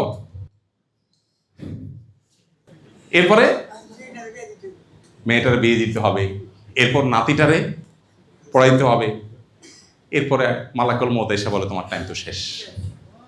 ভাইরা এই কথাগুলো এই জন্য বলা, পরিবারকে শুধু টাকা পাঠাই দিয়ে যারা মনে করছেন পরিবারের হক আদায় করছেন, অনেক প্রবাসী আছেন স্ত্রীদেরকে দোষ দিচ্ছেন অমূলক, আবার অনেক স্ত্রীরা প্রবাসীদের প্রতি জুলুম করছেন। আপনি নিজে তাকে সময় দিতে পারেন না একান্তে, আর সময় আজকাল কোত্থেকে দিবে? প্রবাসীদেরকে কি বলবো, দেশিরা অনেকে বউয়ের সাথে শুয়ে শুয়ে মোবাইল টিপে, বউরা আমাদের কাছে নালিশ পাঠায়, ভাই একটু ওয়াজ করেন, কি হয়েছে? বলে বেটা আমার পাশে বসা সারা রাত মোবাইল টিপাই, কম বক্স আছে না নাই? এই রোগী এখানেও আছে না ভাইরা আমার? খুবই অন্যায় কথা, খুবই অন্যায়। আল্লাহর কসম, এই মোবাইল ফোন আমাদের বেশিরভাগ মানুষের জাহান্নামের যাওয়ার কারণ হবে। জাহান্নাম যেতে হবে না বহুত পরের কথা, দুনিয়াতে অনেক মানুষের জীবনকে শেষ করে দিচ্ছে, ধ্বংস করে দিচ্ছে মোবাইল ফোনের অনিয়ন্ত্রিত ব্যবহার। এটাকে কন্ট্রোল করতে না পারলে আপনার দুনিয়া আখিরাত বরবাদ হবে। মাস্ট ফ্যামিলিকে একান্তে সময় দেন। আমি প্রায় সময় বলি, আমি নিজে দিনে কমপক্ষে 1 থেকে 1.5 ঘন্টা ফিজিক্যাল খেলাধুলা, ব্যাডমিন্টন, ক্রিকেট খেলাধুলা আমার বাচ্চাদের সাথে আমি প্রতিদিন করি। আজকেও করবো, যে এখান থেকে ইনশাআল্লাহ আজকেও এখান থেকে গিয়ে মাগরিবের পরে খেলবো। গতকালকেও খেলেছি। গতকালকে মেহমান আসছে বাসা, খেলার ডিস্টার্ব হয়েছে, মাগরিবের পরে খেলি, পরে ওইটা কাজা কাফার আদায় করে আসার পরে খেলছি। কিন্তু খেলা মাস্ট, কারণ আমার বাচ্চার সাথে আমি যখন খেলবো না, কোথায় কার সাথে খেলতে যাবে, কোন নষ্ট কিছু শিখবে, একটা গালি শিখবে, আমি তার বন্ধু হয়ে যাই, আমি তাকে সময় দিই। আমার কাছে আমার টাকাটাই বড় জিনিস না, আমার সন্তান সবচেয়ে বড় অ্যাসেট। এই সন্তান, আপনি যে টাকা কামাই করছেন, আপনার সন্তানের চেয়ে বহুগুণ বেশি টাকার জন্ম দিবে। আপনি এখন যে টাকা কামাই করছেন, আপনার বাবা এত টাকা কামাই করতে পারে না। আপনি এখন যা কামাই করছেন, এর চেয়ে আপনার সন্তান বহুগুণ কামাই করবে আগামী জেনারেশন। সো টাকাটা বড় জিনিস না, ওকে মানুষ বানানো বড় জিনিস। মানুষ বানানোর জন্য সময় দিতে হয়। বেশিরভাগ প্রবাসীরা দেখা যায়, ছেলে মোবাইলে, আব্বু আমার তো একটা মোবাইল লাগবে। কি করবো আব্বু? বলে ওই যে অনলাইন ক্লাস আছে মোবাইলে, ধানায় ফানায়। বুঝ দিলে তো আপনি 1 হাত লম্বা একটা মোবাইল পাঠিয়ে দিলেন। আপনি মোবাইল পাঠান নাই, আপনি মূলত একটা পিস্তল পাঠাইছেন, আপনি মূলত একটা বিষের বোতল পাঠাইছেন, আপনি একটা ধারালো চাকু পাঠাইছেন আপনার সন্তানকে ধ্বংস করবার জন্য। আপনাদের উৎসাহের জন্য বলি, আমি বিভিন্ন সময় বলি, আমার 17-18 বছর বয়সের ছেলে, এখনো তার কাছে কোনো স্মার্টফোন নাই। স্টিল নাও কোনো ফোন নাই, তার কোনো ফোন নাই। একটা বাটন ফোন ছোট, এটা এই কিছুদিন আগে দেওয়া হয়েছে যে তার টিচাররা আসে, কোচিংয়ে যায়, পড়ালেখা করতে হয়, এতটুকু যোগাযোগের জন্য, তাও ওই বাটন ফোন, স্মার্টফোন নেই। তো আমার যে 18-19 বছর বয়সের ছেলে স্মার্টফোন ছাড়া চলতে পারে। অনেকদিন তার ফোন ছিল না, বাইরে মাদ্রাসা যেত, রাস্তা দিয়ে আসা যাওয়া করতো, তো সমস্যা কি? আপনি বলুন, যোগাযোগ যখন মোবাইল ছিল না, মানুষকে সব মরে সাফ হয়ে গেছে। এককালে যখন মোবাইল ছিল না, মানুষ চলছে না, তো তার কোনো অসুবিধা হলে কোনো একটা দোকানে দাঁড়ায় ফোন করবে, আব্বুকে ফোন করবে, আম্মুকে ফোন করবে। এই যে বাচ্চাদেরকে, বিশেষ করে প্রবাসীদের একটা সমস্যা হলো, যা চাবে চোখ বন্ধ করে তা দিতে হবে না। আপনার বাচ্চা যা চাচ্ছে, এখন আপনি যদি তা দেন, সারা জীবন কি সে যা চাবে তা পাবে? কোরআনে কারিমে একটা সূরা আছে, সূরার নাম সূরা লোকমান। কি নাম? লোকমান আলাইহিস সালাম তার ছেলেকে কতগুলো উপদেশ দিয়েছেন, আল্লাহর কাছে পছন্দ হয়েছে জন্য আল্লাহ কোরআনের অংশ করে দিয়েছেন। তার ভিতরে একটা হলো ওয়াসবির আলা মা আসাবাক। তিনি তার ছেলেকে বলেছেন, বাবা, জীবনে বিপদ আসলে ধৈর্য ধারণ করবে। এখন ছেলে মোবাইল চাইছে, আপনি দিলেন না, এটা একটা বিপদ না? এটা তার জন্য একটা সমস্যা না? সে ধৈর্য ধারণ করতে পারে কিনা? আপনি সে যা চায় তাই যদি দেন, তার জীবনে, সারা জীবনে যা চাইবে তা তো পাবে না। জীবন অনেক সময় অসুবিধা হবে, তখন সেগুলো নিতে পারবে না। বুঝেন নাই কথা? সবচেয়ে বড় কথা হলো, আপনি নিজে যদি নিয়ন্ত্রণ করতে পারেন, সে যদি দেখে বাবা একটার পর একটা ফোন চেঞ্জ করে, আজকে আইফোন, কালকে স্যামসাং, আজকে আইফোন অমুক, কালকে আইফোন তমুক, তখন সন্তান মনে করবে আমার বাপ মানুষটাই খারাপ, সে নিজেই টিপবে, বাট আমার দিবে না। আপনি যদি মোবাইলের প্রতি এত আসক্ত না হন, কাজের জন্য একটা মোবাইল দরকার, ঠিক আছে রাখেন, কিন্তু নিয়ন্ত্রণহীন না থাকে, সময় দেন, তাহলে পরিবারের বেশিরভাগ সমস্যার সমাধান এখানে পেয়ে যাবে। এখন আপনি বলবেন, ভাই পরিবেশটা তো এরকম হয়ে গেছে, এটার ওষুধ কি? এটার ওষুধ হলো এনভায়রনমেন্ট। আমরা আমাদের ফ্যামিলিতে যে জিনিসটা ফলো করি, যে আমার ফ্যামিলি ভাইয়ের ফ্যামিলির সাথে মিশতে যাবে, কেন? কারণ ওনার ফ্যামিলিতে বাচ্চা কাচ্চারা মোবাইলে আসক্ত না, তাহলে আমার বাচ্চা ওনার বাসায় বেড়াতে গেলে খারাপ কিছু দেখবে না। এমন বাসায় আমার বাচ্চাকে আমি নিয়ে যাবো না যেখানে বাচ্চা সারাদিন ভূতের মতো মোবাইল টিপে গেমস খেলে, কারণ সে ওখানে গেলে ওটা শিখবে এবং ওটা দ্বারা প্রভাবিত হবে। শিক্ষা প্রতিষ্ঠান, যে শিক্ষা প্রতিষ্ঠান এগুলোর ব্যাপারে সিরিয়াস, আমি সেখানে আমার বাচ্চা দেবো, তাহলে ইনশাআল্লাহ পরিবারকে আপনি এই সমস্ত বিপদ থেকে বাঁচাতে পারবেন। আর না হলে গরু ছাগল যেরকম মোটা তাজা হয়, টাকা পয়সা পাঠাবেন, তারা মোটা তাজা হবে, তারা আপনার চক্ষু শীতলকারী হবে না, মুত্তাকিদের ইমাম হবে না। মা বাবা এবং স্ত্রীর মধ্যে ভারসাম্য রক্ষা করার কথা বলেছিলাম, যে মা বাবার হক কি, স্ত্রীর হক কি। মা বাবা যদি স্ত্রীর প্রতি অন্যায় করেন, অন্যায় করবেন, লা তাআতা লিমাখলুকিন ফি মাসিয়াতিল খালিক। আল্লাহর অবাধ্য হয়ে পৃথিবীর কারোর কথা শোনার সুযোগ নাই। আল্লাহ কি জুলুম করার পারমিশন কাউকে দিয়েছেন? তাহলে সেক্ষেত্রে মা যদি স্ত্রীর বারে জুলুম করতে বলে, আপনি করবেন, কিন্তু আবার মার সাথে বেয়াদবিও করা যাবে না। মানে ব্যালেন্স করতে হবে। একদিকে বলতে হবে, মা আমার তোমার কথাকে আমার সবকিছুর উপর আমি রাখতে চাই, কিন্তু মা এটা তো আমি পারছি না। যদি মুখে কিছু না বলতে পারেন, অন্তত চুপ থাকে, বেয়াদবি করেন। আবার একই কথা মা যদি অন্যায় করতে বলে, বউ যদি অন্যায় করতে বলে, আপনি কি সেটা মানবেন? মানবেন না। বউ বলবে কি? বলেন, প্রবাসীদের কমন কথা কি বলে বলেন তো ভাই বোন সম্পর্কে? আলাদা হওয়ার কথা। আর কি বলে বলেন দেখি, বলেন দু একজনে। জ্বালায় মরতেছে। ভাই বোনের সম্পর্কে বলে অনেক বউ যে তুমি যে এত ভাই ভাই করো, তোমার ভাইকে একটা বার তোমার খবর নিছে? বলে কি বলে না? হ্যাঁ, এত বোন বোন করতেছ, এই বোন তোমার জন্য কি করছে, তোমার বাচ্চাদের জন্য কি করছে, বলবে না সারাদিন? এক কান দিয়ে শুনবেন আর এক কান দিয়ে বাইর করে দিবেন। তারা যদি কোনো অন্যায় করে সেটা এক কান দিয়ে শুনে আর এক কান দিয়ে বাইর করে দিবেন। কিন্তু আবার অনেকে আছেন ভাই বোনের জন্য এত বেশি করেন যে শরীয়ত তাতে করতে বলেনি। অনেক প্রবাসী আছে এই কাম করেন, সারাদিন ভাই বোনরে টাকা পয়সা দিয়ে দেখেন। টাকা পয়সা দিলে তো শুধু মানুষ হয় না, শিক্ষা দেন, ট্রেনিং দেন। আসুন্নাহ ফাউন্ডেশন স্কিল ডেভেলপমেন্ট মূলক ইনস্টিটিউট আছে, আপনারা জানেন তো। ট্রেনিং দিয়ে আমরা বেকারত্ব দূর করার চেষ্টা করি। Mobile servicing training, refrigeration training, electrician training, কম্পিউটারের ট্রেনিং, বিভিন্ন রকমের ট্রেনিং আমরা দিই। আপনি ট্রেনিং সেন্টারে ভর্তি করে দেন, সে শিখুক। তারা শুধু টাকা পাঠালে তো সে অভাব দূর হবে না। অনেকে দেখা যায় মা বাপ ভাই বোনের জন্য বেশি করতে গিয়ে বউয়ের হক নষ্ট করে, সন্তানের ভবিষ্যৎ নষ্ট করে। আবার অনেকে বউ সন্তানের দিক খেয়াল করতে গিয়ে এই দিক নষ্ট করে। এই জন্য আমরা বলেছি বাবা ভাই বোন স্ত্রী সবার মধ্যে ভারসাম্য রক্ষা করা, সবার হক জেনে সেটা আদায় করা, যার যতটুকু পাওনা। ভাই বোনের প্রতি আমার কর্তব্য আমি সেটুকু করবো। অতিরিক্ত করতে পারলে ভালো, কিন্তু অতিরিক্ত করতে গিয়ে যেন আমার ছেলে মেয়ের হক নষ্ট না হয়, বউয়ের হক নষ্ট না হয়, এই জিনিসটা আমাদের খেয়াল রাখতে হবে। এরপর হলো পরিবারের হক আদায়ের জন্য নিয়মিত দেশে আসা। অনেক প্রবাসী আছেন 10 বছর 12 বছর দেশে আসেননি, আছে না? কেন আসে না? টাকা। 17 বছর আসছে এরকম মানুষও আছে। কারোর বিপদ আছে, আসতে পারে না, ভিসার কাগজপত্রের ঝামেলা তৈরি হয়েছে বা কিছু, সেটা একটা জিনিস। কিন্তু শুধু টাকার জন্য না আসা, এটা দুর্ভাগ্যজনক। ফ্যামিলি থাকার পরও প্রতি বছরই দেশে আসার চেষ্টা করতাম। অনেক বেশি টাকা ছিল তা তো না। আচ্ছা, এইটা একটা ব্যাপার। আরেকটা হলো যে সম্ভব হলে পরিবারকে বিদেশে নিয়ে যাওয়া। পরিবারকে বিদেশে নিয়ে যাওয়ার সুযোগ সবাই থাকে না, যাদের আছে তাদের সে সুযোগটা নেওয়া উচিত যদি সেরকম পরিবেশ থাকে। যারা ইউরোপে থাকে পরিবারকে বিদেশ নিয়ে গেলেন, কিন্তু আপনার বাচ্চা কাচ্চা সেই পরিবেশে যদি বড় হয়, ওর ইমান নিয়ে টানাটানি শুরু হবে কিনা, ওই স্কুলে যখন যাবে সেখানে অমুসলিম বাচ্চাদের মধ্যে থেকে তার মধ্যে হীনমন্যতা আসবে কিনা, এটা দেখার বিষয়। যদি সেটা হয় খবরদার, তাহলে সবকিছুর আগে আমার ইমান রক্ষা করা, আমার আইডেন্টিটি রক্ষা করা, এটা চেষ্টা করতে হবে। আর যাদের সুযোগ আছে তারা পরিবার নিয়ে যাবেন। দেখা যায় পরিবার নিতে গেলে মা বাধা দেয়, বাবা বাধা দেয়, বউ বিদেশ নিবি কেন। তো এক্ষেত্রে ওই যে কার কতটা বাধা দেওয়ার রাইট আছে। আমি কাজের জন্য বিদেশে থাকতে হচ্ছে 2 পয়সা কামাই করার জন্য, তো আমার চরিত্র হেফাজত করার জন্য আমার বউ যদি সাথে না থাকে, তাহলে আমার এই চরিত্রের দিক দেখবে কে? এটা আমাদেরকে দেখতে হবে। তো এই জন্য বিদেশে নেওয়ার সামর্থ্য থাকলে মা বাবা যদি নিষেধও করেন, সব ক্ষেত্রে অবশ্য সমান হবে না, প্রয়োজন আপনি কোনো আলেমের পরামর্শ নেবেন। আসুন্নাহ ফাউন্ডেশনের কল সেন্টার আছে, সকাল 8টা থেকে রাত 10টা পর্যন্ত টেলিফোনে আলেমরা আপনাদের পৃথিবীর যে কোনো প্রান্ত থেকে ফোন করবেন, আপনাদেরকে পরামর্শ দিবে, আপনি সেখান থেকে সহযোগিতা নিতে পারবেন। এরপর আসুন, একটা টার্গেট থাকবে, ঠিক আছে আমার এইটা দরকার, দেশে এতটুকু করবো, দেশে এসে আমি এটা করতে পারবো। এরপর আলহামদুলিল্লাহ, যদি ফ্যামিলি নিয়ে, সব দেশে তো সেট হওয়ার সুযোগ নাই, মিডল ইস্টে সেট হওয়ার সুযোগ নাই, মালয়েশিয়াতে সুযোগ নেই, তাহলে আমি দেশে ব্যাক করবো। আর যাদের সেটেল হওয়ার সুযোগ আছে তারাও চিন্তা করবেন সেটেল হলে আমার ইমান আমল ঠিক থাকবে কিনা, সেটা থাকলে আলহামদুলিল্লাহ, না থাকলে বাবা আমার দরকার নেই, কারণ আমার সবচেয়ে বড় ইমান আমলের বিষয়টা। আমরা সন্তান এবং পরিবারকে দিনদার করবার জন্য, তাদেরকে আল্লাহমুখী হিসাবে গড়ে তোলার জন্য প্রথম বিষয় হলো যে সন্তানের দিনদারিতা রক্ষার ব্যাপারে আমাদেরকে গুরুত্ব বুঝতে হবে। গুরুত্ব ইতিমধ্যে বলা শেষ হয়ে গেছে, যে সন্তান এবং পরিবার যদি দিনদার হয় তাহলে তারা আমার হক চিনবে, সবার হক চিনবে, এবং সত্যিকারের শান্তিটা আমার ফ্যামিলিতে আসবে। এখন মুশকিল হলো আমরা আসলে কি শান্তি চাই না ভাবসাব চাই?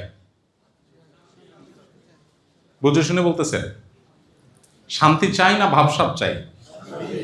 শান্তি। আচ্ছা, তাহলে যদি আল্লাহ তাআলার সাথে আপনার এখন একটা মিটের সুযোগ হয়, আল্লাহর সাথে একটা মিটের সুযোগ হলো সরাসরি, আল্লাহ যদি আপনাকে অপশন দেয় যে বান্দা 2টা অপশন দিলাম, একটা হলো একটা ব্লাঙ্ক চেক দেবো তোমাকে, ফিগার তুমি বসায় নিবা, টাকা না ডলার না ইউরো, এটা তুমি বসায় নিও, মিলিয়ন নিবা না বিলিয়ন নিবা না ট্রিলিয়ন নিবা, এটা তোমার ব্যাপার, চেক ব্লাঙ্ক, কিন্তু সুখের গ্যারান্টি নেই, সুখ পাইতেও পারো নাও পারো। আর সেকেন্ড অপশন হলো একটা কুড়ের ঘর, কোনো রকম ডাল ভাত খাওয়ার জন্য একটা টঙের দোকান, একটু বেশি জোরে বাতাস আসলে বাতাস ঢুকবে, বৃষ্টি আসলে বৃষ্টি ঢুকবে, কিন্তু শান্তির গ্যারান্টি আছে। কোনটা নেবেন? অঙ্ক বুঝে গেছেন সেই জন্য বলতেছেন। ব্লাঙ্ক চেক ছেড়ে আপনি কুড়ের ঘর নেবেন? ভাই চাপাবাজের আর জায়গা হইল না। কোনটা নেবেন বলেন? বেশিরভাগ মানুষই বলবে আল্লাহ ব্লাঙ্ক চেক দাও, শান্তিটা আমি দেখে নেব। বেশি মানুষ এটা বলবে না? বাস্তবতা হলো শান্তি সবসময় টাকা পয়সা দিয়ে হয় না ভাই। পরিবার যদি দিনদার হয়, ওদের হাতে অনেক লম্বা মোবাইল নাই, অনেক ভাবসাব নাই, আপনি শান্তি পাওয়ার সম্ভাবনা জোরালো হবে যদি দিনদার হয়। আমরা চাই কি ভাবসাব মাস্ট। বিদেশ থেকে আসছে, মোবাইল হাতে নিয়ে ঘুরতেছে, কি হয়েছে ভাই আইফোন 17 নাকি, মাশাআল্লাহ দেখি না এখনো নতুন সেট না, ভাল লাগে। এই ভাবটা দেখানোর জন্য আমি আইফোন 17 কিনছি, পরে আমার এটার কোনো দরকার নেই। আমি এটার জন্য অতিরিক্ত 1 লাখ টাকা খরচ করছি শুধুমাত্র এই ভাবসাবের জন্য। এটা ইমানদারের সিফত না। বেশিরভাগ মানুষের ফ্যামিলি বাচ্চা কাচ্চা ধ্বংস হয়ে যায় এই ভাবসাব রক্ষা করার জন্য। সিদ্ধান্ত নিতে হবে পরিবারের সদস্যদেরকে নিয়ে যে আমরা ভাবসাব দেখাবো না, আমরা অন্যের সাথে কম্পেয়ার করবো না। কারো ছেলে মেয়ে ভাবসাব দেখাক, আমরা দেখাবো না। আমরা বলবো আমাদের নাই বাবা, আমাদের অল্প আছে, আমরা গরিব। আমরা টার্গেট বানাবো আল্লাহকে খুশি করার, মানুষের কাছে ভাবসাব দা। এটা যদি আপনি করতে পারেন তাহলে পরিবারের সবার দিনদার হওয়ার মূল মন্ত্র এটার মধ্যে আছে। এবং এটা যদি না করতে পারেন, ভাবসাবের কি কোনো শেষ আছে? আপনি ছেলে মেয়েকে বলেন আর স্ত্রী বলেন, কাউকে দিয়ে কোনোদিন খুশি করতে পারবেন না। পারবেন? পৃথিবীতে দিয়ে কোনোদিন খুশি করা যায়? এটা আপনাদের প্রবাসীদের চাইতে বেশি কে বুঝবে? কেউ বুঝবে? দেশে মানুষ এত ভালো বুঝবে না, আপনারা এটা যত ভালো বুঝেন। কারণ দিতে দিতে এমন দেওয়া দেয়, আমি এয়ারপোর্টে মাঝে মধ্যে দেখি প্রবাসীরা সব খোলা ধরে, গড়িটা খোলে, বাইক না নে, দেই বাতিজা টাকা রয়েছে, নে চশমাটা নে, আমি এটা নেই মনে বানায়, সানগ্লাসটা তুই রাখ, এরপরে দিয়ে আরেকটা টাকা রয়েছে, পারলে প্যান্টের বেল্টে খুলে দিয়ে দে, নে বাবা আমি রশি বেঁধে যাই, ওখানে যে আরেকটা কিনে নেব। আমি প্রায় সময় এয়ারপোর্টে দেখি যে যেভাবে খোলা ধরে, আরে ভাইক না ভাতিজা ছোট ভাই বন্ধু সব টাকা রয়েছে। 3 মাস আসিল বেচারা, দেশে আসছে 3 মাস ধরে তো চুষছে ধুমায়, এখন এয়ারপোর্টে যাওয়ার পরে পারলে প্যান্ট খুলে ধুয়ে সালা বস্তা পরে যাও তুমি। এই অবস্থা আপনাদের চাইতে ভালো কে বুঝবে? প্রিয় ভাইরা, মনে রাখবেন কিচ্ছু দিয়ে আপনি পরিবারকে খুশি করতে পারবেন না। একটা জিনিস যদি দিতে পারেন সকল সুখের মূল মন্ত্র, সেটা হলো দ্বীন, তাকওয়া, আল্লাহ ভীরুতা। সেটা নিজে আগে হইতে হবে এবং পরিবারকে বসে সিদ্ধান্ত নিতে হবে আমরা কি জান্নাতে যেতে চাই কি চাই না। এটা আমাদের বিগ ডিসিশনের ব্যাপার। যদি চাই ওকে, তাহলে ওই অমুকের ছেলে সেও তো বিদেশ গেছে, কয়দিনে কত কিছু করে ফেললে, তুমি কি করলে এটা বলা যাবে না। আমি হকালালি চলবো, হকালালি চললে অনেক কিছু হয়তো হবে না। সিদ্ধান্ত নিতে হবে পরিবারকে নিয়ে বসে আলোচনা করে, দিন তাদের মধ্যে দিতে হবে। ইনশাআল্লাহ দেখবেন তারা দিনদার হয়ে উঠবে। নিজেকে এবং পরিবারকে দিনদার হিসেবে গড়ে তোলার উপায় হলো কোরআন হাদিস পড়েন, নিজে আমল করেন, ইসলাম বিষয়ে জানার চেষ্টা করেন, মানার চেষ্টা করেন, আর দিনই সার্কেল মেনটেন করেন। যাদের সাথে উঠা বসা করবেন তারা যেন দিনমুখী হয়। যাদের সাথে যাওয়া আসা করেন সব টাকা পয়সা, আপনার পোলাপান যে বাসায় যায়, ওর বাপ আজকে মোবাইল নিয়ে আসছে, কালকেও জামা দিয়ে আসছে, সারাদিন ভাবসাব দেখায়, তো আপনার বাচ্চা এগুলো শিখবে। আপনি তাকে পরিবেশ দেন যেখানে গেলে সে দিন শিখবে। যে ফ্যামিলিতে গেলে দেখবে বাচ্চা তাহাজ্জুদের নামাজ পড়ছে, বাচ্চা নফল রোজা রাখছে, বাচ্চা ভালো নেকামল করছে, তখন আপনার বাচ্চা তার মতো হইতে চাইবে। পরিবেশ দ্বারা মানুষ প্রভাবিত হয়। আর পাশাপাশি আল্লাহর কাছে দোয়া করা, সূরা ফুরকানের 74 নম্বর আয়াত সবার মুখস্থ, সবাই আল্লাহর কাছে পড়বো, রব্বানা হাবলানা মিন আজওয়াজিনা ওয়া যুররিয়াতিনা কুররাতা আয়ুন ওয়াজআলনা লিল মুত্তাকিনা ইমামা। খুব বেশি বেশি করে আল্লাহর কাছে দোয়া করবো ইনশাআল্লাহ। সন্তানকে ভোগবাদী না করে ত্যাগী করবেন। আমি একটা কথা প্রায় সময় বলি, ভোগের জন্য কোনো যোগ্যতা লাগে না। লাগে? ভোগ সবাই করতে পারে। একটা ফকিন্নিরেও যদি আইনে আপনি ভোগে লাগিয়ে দেন, পারবেন না ভোগ করতে? কিন্তু ত্যাগ সবাই পারে না। মনে রাখবেন, বিদেশে গেছেন, টাকা পয়সা দেখে সারাদিন বাচ্চাদেরকে গরু ছাগলের মতো ভোগবাদী বানাবেন না। ত্যাগ শিখান, ত্যাগ। এখন ত্যাগ শিখানোর জন্য নিজে ত্যাগ করতে হবে। আপনি ভাবসাব ছাড়া বুঝেন না, তো বাচ্চা করতে কি শিখবে? তাকে শিখাবেন যে আমরা একা সুখে থাকবো না। শীত হয়েছে, তুমি একটা জামা কিনছো, তুমি একটা গরিব বাচ্চার জন্য একটা জামা কিনো, তার জন্য একটা জামা দিয়ে আসো। স্যাক্রিফাইস শিখান, ত্যাগ শিখান। সবকিছু দুনিয়াতে আমরা জান্নাতে সবকিছু পাইবো। এইটা যদি শিখাতে পারেন, সন্তান ইনশাআল্লাহ দিনমুখী হয়ে উঠবে। সম্পর্কের যত্ন, দাম্পত্য সম্পর্কে উন্নয়ন এবং রক্ষা করার ক্ষেত্রে আমাদের বেশ কিছু জিনিস আমাদের লক্ষ্য করতে হবে। 1 নম্বর হলো কুধারণা থেকে বেঁচে থাকা। অনেক প্রবাসীরা আছেন বা দেশে যারা আছেন, কমন সমস্যা সেটা হলো অহেতুক বোর সম্পর্কে কুধারণা করে। বিদেশে আছে, মায়ে কান পড়া দেয়, বোনে কান পড়া দেয়, বা নিজের মনে মনে ওয়াসওয়াসা হয়, না জানি বউ আমার তলে তলে কি করতেছে। একটা হলো যে প্রমাণ আছে, সেটা এক জিনিস। অহেতুক সন্দেহ করা এটা হারাম, এটা অনেকে করে, এবং মেয়েদের ক্ষেত্রে একই জিনিস হয়। এটা কবিরা গুনাহ, এটা আমাদেরকে খেয়াল রাখতে হবে। সময় কম, আমি শুধু বলে যাচ্ছি। এক্ষেত্রে স্ত্রীর সাথে উত্তর ব্যবহার করা, স্ত্রীর পরিবারকে সম্মান করা, দাম্পত্য সুখের জন্য এটা খুব জরুরি। অনেক ছেলে আছেন শ্বশুরবাড়ি থেকে আশা করেন, নিজের যৌতুকের বিরুদ্ধে বলেন, আবার আশা করেন, আবার আশা পূরণ না হলে বউরে খোঁচাখুচি করেন, আছেন না নাই? ঝগড়াঝাটি মানুষের অংশ। বউয়ের সাথে আমি ঝগড়া করব না, ঝগড়ার অভ্যাস থাকলে তো কলিগের সাথেও করব, আর যদি নিয়ন্ত্রণ করার থাকে তাহলে সব জায়গায় করব। তো যেটা বলতেছিলাম যে বেশিরভাগ সংসারে অশান্তি হয় কেন জানেন? দূর ভাই বলবো জোরে, বউয়ের কথা না শোনার কারণে। যে সংসারে বউয়ের কথা স্বামী শুনে সেখানে অশান্তির নাম গন্ধ নাই। আপনি বায়াত হয়ে যান, মুরিদ হয়ে যান বউর হাতে, সব সমস্যার সমাধান হয়ে গেল। তার কথা মতো উঠবেন বসবেন, সব সমাধান। আর সকাল বিকাল তার সাথে আপনি ডিবেটে যাবেন, তো আপনার গোষ্ঠী উদ্ধার হবে। এই জন্য আর কিছু না হোক, স্ত্রীর সব কথা তো আবার শোনাও যাবে না। অন্যায় কথা শোনা যাবে? এটা সহজ বুদ্ধি বলি, সেটা হলো শ্বশুর বাড়ির তারিফ করবেন। শাশুড়ি ভাতটা খেয়ে বলবেন, ওফ এরকম ডাল তো খাই নাই। হুদাই তারিফ করবেন। এই হুদাই তারিফ করা যায় জাস্ট বউয়ের খুশি করার জন্য। শাশুড়ি না থাকলে মিয়া সব শিখাই দিতে হবে, আজব কথা। শালার তারিফ করবেন, শ্যালিকের তারিফ করলে আবার ভেজাল আছে। শালার বউয়ের তারিফ করবেন, অন্যান্য তারিফ। শ্বশুরবাড়ির তারিফের আইটেমের অভাব আছে? শুনেন, মেয়েরা আসলে অনেক কিছু চায় না, একটু স্বীকৃতি চায়।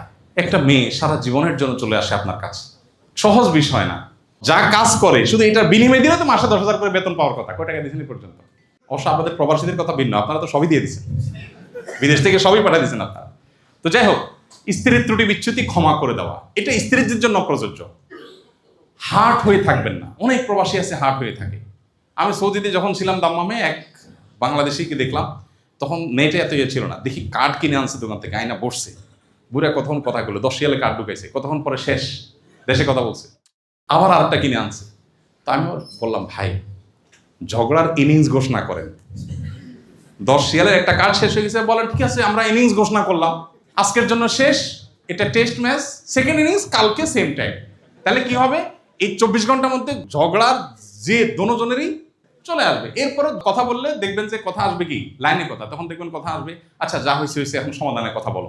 আর যদি তখন বলেন না এটার বিহিত এখনই করতে হবে, তো মাঝখান দিয়ে মোবাইল ফোন কোম্পানির লাভ হবে। বুঝে আসছে কথা ভাইরা আমার? তো এই জন্য স্ত্রীদের বেশি কিছু চায় না, একটু স্বীকৃতি আর দোষ কম ধরা। দোষ কম ধরা। মাতৃজাতি মেয়েরা আল্লাহ তাআলা এমনভাবে সৃষ্টি করেছেন, একটু পানপট্টি দিয়ে খুন করাও সম্ভব। একটু পানপট্টি দিলে যদি বলেন যে শুয়ে পড়ো, জবাই করবো, রাজি হয়ে যাবে। শুধু কি লাগবে? একটু প্রশংসা। অথচ এইটুকু করতে অনেক পুরুষ কার্পণ্য করে। আর প্রবাসে থাকেন, টাকা পয়সা দিয়ে দিয়েছেন বুঝলাম, আসলটাই তো দেন সঙ্গ। অন্য 10টা স্ত্রী যেটা পায় সেটা তো সে পায় নাই। সো আপনার এই ফিলটা থাকতে হবে যে আমি আমার স্ত্রীকে টাকা পয়সা দিছি, কিন্তু একটা জায়গায় সে আমার কাছে আরো পাওনা আছে। যাই হোক, অনেকে গালিগালাজ করেন, এগুলো না করা, খারাপ ধারণা না করা, তার সাথে পরামর্শ করা। সে যদি কখনো কষ্ট দেয়, একটু ঠান্ডা মাথায়, যখন ঠান্ডা মাজাজ হবে তখন তারা বুঝান যে তোমার কিটা বলা ঠিক হয়েছে, আমি তো কষ্ট পাইছি। একটু ট্যাকফুলি দেখলে জিনিসগুলো সমাধান করা সম্ভব হয়। ছোটখাটো ভুল হলে সেগুলো এড়ানো, সব ভুল ধরে পারা যায় না। তারপরে আপনার মুখ খারাপ না করা। অনেকে আছে মুখ খারাপ করেন, অনেকে আছেন এই বদভ্যাস আছে। দূরে থেকে সন্তান, পরিবার পরিজনের সাথে সম্পর্ক রক্ষার গুরুত্ব আমাদের হাতে একেবারে সময় নেই। সুন্দরভাবে না বলতে শিখা, মানে অনেক অন্যায় বলবে, অন্যায় কথা বলবে, সেগুলো না বলতে শিখবে। আপনি সবকিছু হ্যাঁ বলবেন না। আবার গণহারে না বলতে পারাটা একটা আর্ট আছে। ডাইরেক্ট না না বুঝায় শুনে না বলতে পারা, এটা একটা গুরুত্বপূর্ণ ব্যাপার। আবেগ নিয়ন্ত্রণ করা, সবসময় আবেগী হয়ে সবকিছু করা যাবে না। যেটা এতক্ষণ বললাম সেটাই শো অফ না করা। মানে আমরা সিদ্ধান্ত নেব যে আমরা ভাবসাব ধরবো না, কারোর সাথে কম্পিটিশন ধরবো না, তাহলে দেখবেন অর্ধেক অশান্তি দূর হয়ে যাবে। সর্বশেষ একটা গুরুত্বপূর্ণ বিষয় আপনাদেরকে বলি, সেটা হলো ঘরে ঘরে একটা অশান্তি আছে, সেটা হলো জিন এবং দুষ্ট জিনের উপদ্রব এবং ব্ল্যাক ম্যাজিকের সমস্যা, যেটা আমরা বুঝি না। স্পিরিচুয়াল সমস্যা, আধ্যাত্মিক ভেতরগত সমস্যা আমাদের শেষ করে দিচ্ছে। হঠাৎ স্বামী স্ত্রী অশান্তি, কোনো কারণ নেই। দুজন বুঝেন যে কেন আমি রাগ হয়ে যাচ্ছি, অহেতুকি চেতে যাচ্ছি, অহেতুক রাগারাগি করে ফেলতেছি। আসলে কাহিনী করতেছে কে? শয়তান। এখানে দেখা যায় অনেক সময় আপোষের তাবিজ করে আত্মীয় স্বজনে ধ্বংস করে, অনেক সময় শয়তান, অনেক সময় নানাভাবে নিজেরা শয়তানের জালেবন্দী হয়ে যায়। এই সমস্যা নাই এমন একজন মানুষও পাওয়া সম্ভব না। নবী করিম সাল্লাল্লাহু আলাইহি ওয়াসাল্লাম বলেছেন, তোমাদের সবার সাথে শয়তান আছে যে তোমাদেরকে ক্ষতি করার চেষ্টা করে। অতএব সবার সাথে যেহেতু আছে, সবাইকে ক্ষতি করার চেষ্টা করে। উপায় কি? রুকিয়া। অনেক ফ্যামিলিতে আছে বাচ্চা কাচ্চা অস্বাভাবিক নষ্ট হয়ে গেছে। বিশেষ করে প্রবাস জীবন থেকে আমরা বাচ্চাদের অনেক অ্যাক্টিভিটিস দেখে আমরা অনেকে খুব বেশি হতাশ হয়ে যাই। বাচ্চাদের প্যারেন্টিং নিয়ে আমাদের কথা বলার সময় আজকে একেবারেই নাই, সেটা আমরা অন্য কোনো সময় ইনশাআল্লাহ বলবো। বা আপনারা অন্য কোনোভাবে জেনে নেবেন। বাচ্চাদের লালন পালনের ক্ষেত্রে একটা তো হলো তাদের চাহিদাকে নিয়ন্ত্রণ করা, সব চাহিদা পূরণ না করা। দ্বিতীয়ত হলো তাদেরকে ভালো পরিবেশ দেওয়া, হ্যাঁ। তৃতীয়ত তাদের জন্য দোয়া করা। চতুর্থ হলো তাদেরকে সঙ্গ দেওয়া, সময় দেওয়া, সেরকম শিক্ষা প্রতিষ্ঠান নির্বাচন করা। এর পাশাপাশি তারা যেন শয়তান থেকে পানাত পায়, এজন্য স্ত্রী সহবাসের সময় নবী সাল্লাল্লাহু আলাইহি ওয়াসাল্লাম দোয়া শিক্ষা দিয়েছেন না? দেখেন দোয়াটার অর্থ খেয়াল করেন, আল্লাহুম্মা জান্নিবনা ওয়া জান্নিবিশ শাইতানা মা রাযাকতানা। আল্লাহ আমাদেরকে এবং আমরা যে এই শারীরিক সম্পর্কের মাধ্যমে যে নেক্সট সন্তান পাবো, যে সন্তান পাবো, এই সন্তানকে আর আমাদেরকে শয়তান থেকে রক্ষা করে। দেখেন ওই টাইমে দোয়া হলো শয়তান থেকে, কারণ শয়তান তখন থেকে মানুষের শত্রুতা করে। এই জন্য শয়তান থেকে রক্ষা পাওয়ার জন্য সকাল সন্ধ্যার দোয়াগুলো মাস্ট পরিবারের সব সদস্য পড়তে হবে। আমাদের ফাউন্ডেশন থেকে একটা ছোট লিফলেট বের করেছি আমরা রুকিয়া, ঝাড়ফুঁক সম্পর্কে। এটা আপনাদের সবার ব্যাগে ব্যাগে আছে, দেওয়া হয়েছে না? সবার ব্যাগে আছে। এটার অনলাইনে সফট কপি পাবেন, আমার ওয়েবসাইটে গেলে ahmadullah.info, সেখানে সফট কপি পাবেন, ওটা ডাউনলোড করে নিতে পারেন। এখানে কিছু গাইডলাইন দেওয়া আছে, আমি আর সেগুলো এখন বলে সময় নষ্ট করলাম না, ওইটা দেখে নেবেন, ওইগুলো ফলো করবেন বাসা বাড়িতে। ইনশাআল্লাহ দেখবেন অনেক অশান্তি এমনিতে শেষ হয়ে গেছে, সমাধান হয়ে গেছে। এই রুকিয়া এখন ঘরে ঘরে নাই। কোরআন তেলাওয়াত উঠে গেছে, অনেক ঘরে তেলাওয়াত হয় কিন্তু আস্তে আস্তে হয়। কোরআন তেলাওয়াত শয়তান দূর করে। আপনি নগদ আল্লাহর কুদরত দেখতে চাইলে কোরআন তেলাওয়াত করলে দেখবেন আপনি আল্লাহ তাআলার কুদরত দেখতে পাচ্ছেন, বিশেষ করে শয়তান বিতাড়ন করার ক্ষেত্রে। এই কোরআন তেলাওয়াতটা একটু উচ্চ স্বরে করা বাসা বাড়িতে, তাহলে শয়তান দূর হয়। এখন দেখা যায় আমরা অনেকে পড়ি না, আর পড়লেও নীরবে চুপচাপ পড়ি। এই জিনিসটা আমাদের ভয়ঙ্কর সমস্যা তৈরি করেছে। এই জন্য রুকিয়া শরঈয়া বা শরঈ ঝাড়ফুঁক এটা আমাদের করতে হবে। আমি এটা নিয়ে আর এই কথাগুলো বলতে যাচ্ছি না, কারণ সেম কথাগুলো আপনাদের যে লিফলেট দেওয়া আছে সেই লিফলেটের মধ্যে আছে, সেই লিফলেটটা আপনারা করবেন। সকাল সন্ধ্যার দোয়া জিকিরের বই আমাদের আপনাদের কাছে আছে, এখানে কি দেওয়া হয়েছে? সবাইকে দেওয়া হয়েছে, এই বইটা আপনাদের কাছে আছে, আপনারা এটা ফলো করবেন। এটার অনলাইন ভার্সন আছে, যাদের ছেলে মেয়ে ইংলিশ মিডিয়ামের পড়ে অথবা ইউরোপে আমেরিকা থাকে, ইংলিশ ছাড়া বোঝে না, তাদের জন্য এই একই বইয়ের ইংলিশও আমরা করেছি, ইংলিশ অনুবাদও আছে, নিচে চাইলে নিয়ে যেতে পারবেন। আর বেশি করে কিনে নিয়ে মানুষকে ডিস্ট্রিবিউশন করলেন এবং বন্টন করলেন। পরিবার সম্পর্কে বইটা কি দেওয়া আছে? নতুন বইটা মাশাআল্লাহ, আমাদের একটা ছোট্ট ছোটি বই আছে, এই বইটা সবাই পড়বেন, স্বামী স্ত্রী দুজন পড়বেন। এই বইটা পরিবার বাঁচাবার জন্য। পারিবারিক কলহের কারণে অনেকে বিবাদে লিপ্ত হন, ঝামেলা যান, তালাকে চলে যান। খবরদার, প্রবাসীরা দেখা যায় একটু অশান্তি শুরু হলে মাথা গরম হয়ে বিসমিল্লাহ বলে আগে তালাক মারবে। খুবই জঘন্য কথা, তালাক বলা যাবে না। অন্য কথা বলেন, তালাক এত ছেলে খেলা না। দুষ্টমি করেও যদি তালাক দেন তালাক হয়ে যাবে। হালকা রাগ উঠছে দিয়ে দিচ্ছেন, রাগের মাথা তালাক হয় না মনে করে, তালাক কিন্তু হয়ে যাবে। আপনি না জেনে দিচ্ছেন তাও তালাক হয়ে যাবে, খুব ডেঞ্জারাস জিনিস। অন্য সব বলেন, তালাক বলা যাবে, খবরদার। এই একটা কথা আজকে এখান থেকে নিয়ে যান, কখনো বউকে তালাক দিছি দিব এইসব কথা মুখ দিয়ে, তালাক শব্দ মুখ দিয়ে উচ্চারণ করবেন না। এবং একই কথা বোনদেরকে আমি বলতে চাই, অনেক মেয়েরা আছে কিছু হইলে ব্যাগটা গোছায়, আছে না? কিছু পোলাপান আছে ছোট লোকই করে, বন্ধুর সাথে একটু সমস্যা হয়েছে তোমার সাথে কাটটি, সকাল বিকাল কাটটি, আছে না? ঠিক মহিলা আছে বাপের বাড়ি চলে যাবো, ছেলে কিছু আছে স্বামীর বাড়ি চলে যাবে। এগুলো জুলুম, এগুলো করা যাবে না। একটা সুখী পরিবারের জন্য অনেকগুলো বিষয় দরকার। এখানে কিছু বিষয় আমরা টাচ করার চেষ্টা করেছি, এর বাইরে আরো অনেক বিষয় আছে। এই সব বিষয়গুলো আমাদেরকে আমলে আনতে হবে। প্রবাস জীবনে আল্লাহ তাআলা আমাদের সবাইকে পারিবারিকভাবে সুখী, সমৃদ্ধ এবং আল্লাহর প্রিয় পাত্র হওয়ার তৌফিক দান করুন। আপনার পরিবারটাকে যদি আপনি সুন্দর করে গড়ে নেন, আল্লাহ ভীরু বানান, মুত্তাকিদের ইমাম বানান, আপনার পরিবারটা দারুণ উপভোগ্য হবে। আপনার কাড়ি টাকা না থাকুক, সন্তানটা আল্লাহকে চিনে, স্ত্রী আল্লাহকে চিনে, আপনি আল্লাহকে চিনেন, 5 ওয়াক্ত নামাজ পড়েন, হালাল হারাম মেনটেন করেন, হারামের ধারে কাছেও যান না। মনে রাখবেন, আপনার পরিবার দেখতে পারেন অনেকে অনেক বড় বড় অট্টালিকা করছে, গাড়ি বাড়ি করছে, ওর চাইতে আপনি সুখী, বাট আপনাকে শয়তান দেখাবে কি ও অনেক সুখী আছে, তুই কিছু করতে পারিস নাই, আপনি হচ্ছে বেশি কিছু করতে পেরেছেন। আল্লাহ আমাদের সবাইকে সুখী পরিবার পাওয়ার তৌফিক দান করুন।